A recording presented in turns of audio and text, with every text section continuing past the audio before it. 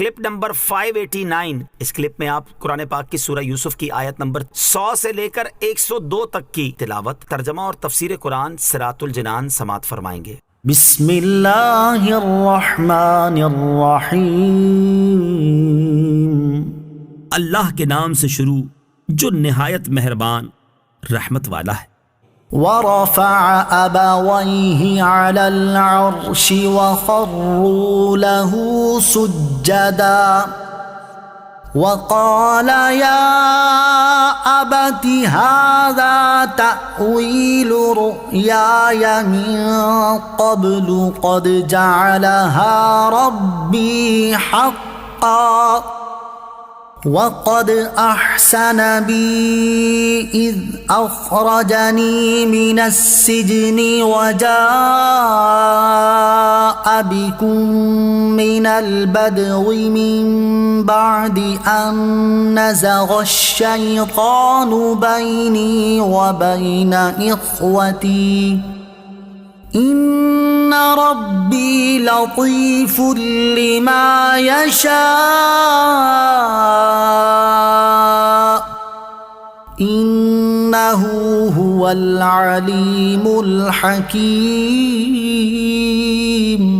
ترجمہ، اور اس نے اپنے ماں باپ کو تخت پر بٹھایا اور سب اس کے لیے سجدے میں گر گئے، اور یوسف نے کہا اے میرے باپ، یہ میرے پہلے خواب کی تعبیر ہے، بے شک اسے میرے رب نے سچا کر دیا، اور بے شک اس نے مجھ پر احسان کیا کہ مجھے قید سے نکالا اور آپ سب کو گاؤں سے لے آیا، اس کے بعد کہ شیطان نے مجھ میں اور میرے بھائیوں میں ناچاکی کروا دی تھی۔ بے شک میرا رب جس بات کو چاہے آسان کر دے، بے شک وہی علم والا حکمت والا ہے۔ ورفع أبويه على العرش، اور اس نے اپنے ماں باپ کو تخت پر بٹھایا۔ تفسیر صراط الجنان میں ہے جب حضرت یوسف علیہ السلام اپنے والدین اور بھائیوں کے ساتھ مصر میں داخل ہوئے اور دربار شاہی میں اپنے تخت پر جلوہ افروز ہوئے، تو آپ علیہ السلام نے اپنے والدین کو بھی اپنے ساتھ تخت پر بٹھا لیا۔ اس کے بعد والدین اور سب بھائیوں نے حضرت یوسف علیہ السلام کو سجدہ کیا۔ یہ سجدہ تعظیم اور عاجزی کے اظہار کے طور تھا اور ان کی شریعت میں جائز تھا، جیسے ہماری شریعت میں کسی عظمت والے کی تعظیم کے لیے کھڑا ہونا، مصافحہ کرنا اور دست بوسی کرنا جائز ہے۔ یاد رہے کہ سجدہ عبادت اللہ تعالیٰ کے سوا اور کسی کے لیے کبھی جائز نہیں ہوا اور نہ ہو سکتا ہے، کیونکہ یہ شرک ہے، اور سجدہ تعظیمی بھی ہماری شریعت میں جائز نہیں۔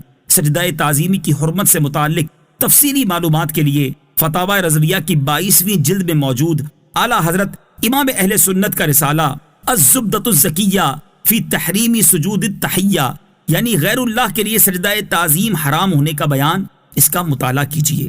وقال، اور یوسف نے کہا، تفسیر صراط الجنان میں ہے حضرت یوسف علیہ السلام نے جب انہیں سجدہ کرتے دیکھا تو فرمایا اے میرے باپ، یہ میرے اس خواب کی تعبیر ہے جو میں نے بچپن کی حالت میں دیکھا تھا، بے شک وہ خواب میرے رب عز و جل نے بیداری کی حالت میں سچا کر دیا، اور بے شک اس نے قید سے نکال کر مجھ پر احسان کیا۔ اس موقع پر حضرت یوسف علیہ السلام نے کنویں کا ذکر نہ کیا تاکہ بھائیوں کو شرمندگی نہ ہو۔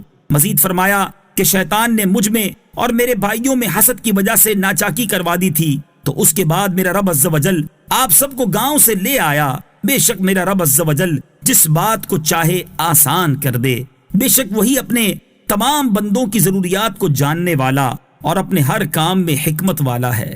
رب قد آتيتني من الملك وعلمتني من تأويل الأحاديث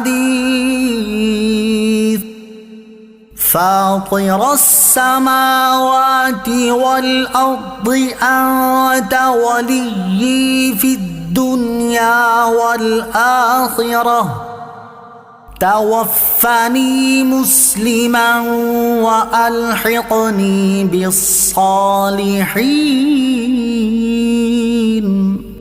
ترجمہ، اے میرے رب، بے شک تو نے مجھے ایک سلطنت دی اور مجھے خوابوں کی تعبیر نکالنا سکھا دیا۔ اے آسمانوں اور زمین کے بنانے والے، تو دنیا اور آخرت میں میرا مددگار ہے، مجھے اسلام کی حالت میں موت عطا فرما اور مجھے اپنے قرب کے لائق بندوں کے ساتھ شامل فرما۔ ربی، اے میرے رب۔ اس آیت میں حضرت یوسف علیہ السلام نے جو اسلام کی حالت میں موت عطا ہونے کی دعا مانگی، ان کی یہ دعا دراصل امت کی تعلیم کے لیے ہے کہ وہ حسن خاتمہ کی دعا مانگتے رہیں۔ ذلك من أنباء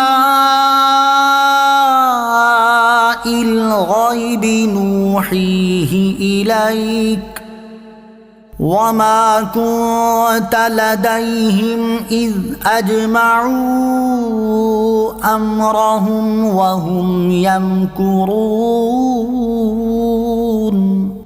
ترجمہ: یہ کچھ غیب کی خبریں ہیں جو ہم تمہاری طرف وحی کرتے ہیں، اور تم ان کے پاس نہ تھے جب انہوں نے پختہ ارادہ کر لیا تھا اور وہ سازش کر رہے تھے۔ ذلك من أنباء الغيب، یہ کچھ غیب کی خبریں ہیں۔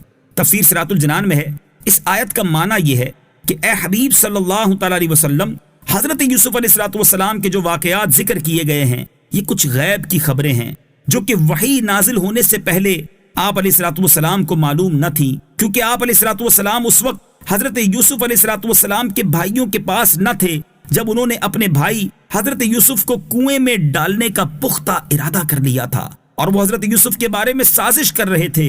اس کے باوجود اے انبیاء کے سردار صلی اللہ تعالی علیہ وآلہ وسلم، آپ کا ان تمام واقعات کو اس تفصیل سے بیان فرمانا غیبی خبر اور معجزہ ہے۔